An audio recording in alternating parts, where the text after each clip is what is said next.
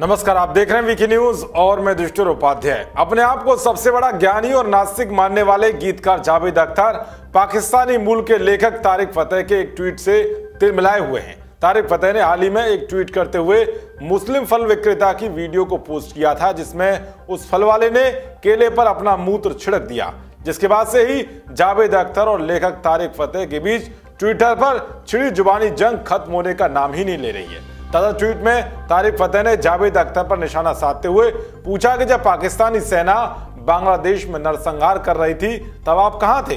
इस पर पलटवार करते हुए जावेद अख्तर ने तारिक फतेह को पाकिस्तानी करार दे दिया। जावेद अख्तर के ट्वीट का रिप्लाई करते हुए तारिक फतेह ने लिखा, आपको नहीं पता कि एक जेल की कोठरी अंदर से कैसी दिखती है। राज्यसभा की सदस्यता हासिल करना और उर्दू का इस्तेमाल करते हुए अपने मास्टर के लिए जलेबियां बनाना, आप इसी में माहिर हैं। तब कहां थे जब पाकिस्तानी सेना बांग्लादेश में नरसंहार कर रही थी। लफबाजी नहीं चलेगी।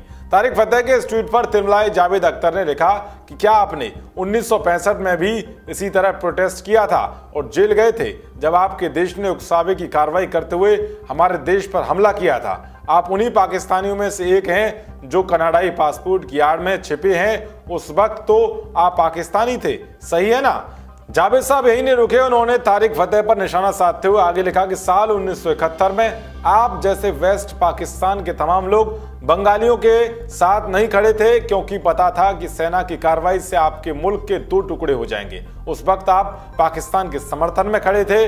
अगर तब आप सफल हो गए होते तो बांग्लादेश नहीं बन पाता। फिर क्या था। जावेद के इस ट्वीट का तारिक फतेह ने तगड़ा जवाब देते हुए लिखा कि तुम में और मुझ में यही अंतर है। आप 1971 में 26 साल के थे, फिर भी तुमने कुछ नहीं किया। मैं 21 साल का था और जेल में जनरल जिया खान की सैन्य टुकड़ी के लिए खड़ा था और मुक्ति वाहिनी के समर्थन में पाक सेना से लड़ रहा था और शेख मुजीब को जेल से मुक्त करने की मांग कर रहा था। तो वे तारिक फतेह के साथ साथ देश के लोगों ने भी जावेद अख्तर को करारा जवाब दिया, जिसको देखकर जावेद साहब जरूर तिलमिला जाएंगे। एक यूजर ने जावेद के ट्वीट पर करारा जवाब देते हुए लिखा कि सरबजीत के वकील अवैस शेख ने एक बार जावेद अख्तर को उसका मुद्दा उठाने के लिए कहा था, जब ये गुडविल एम्बेसडर बन के पाकिस्तान गया था। तो इस जोकर ने साफ कहा था कि इस मुद्दे को उठाने पर पाकिस्तान वीजा देने बंद कर देगा। ये दोगला है। एक ने लिखा कि ये दोगला नहीं, धूर्त है, ये जिहादी जावेद है।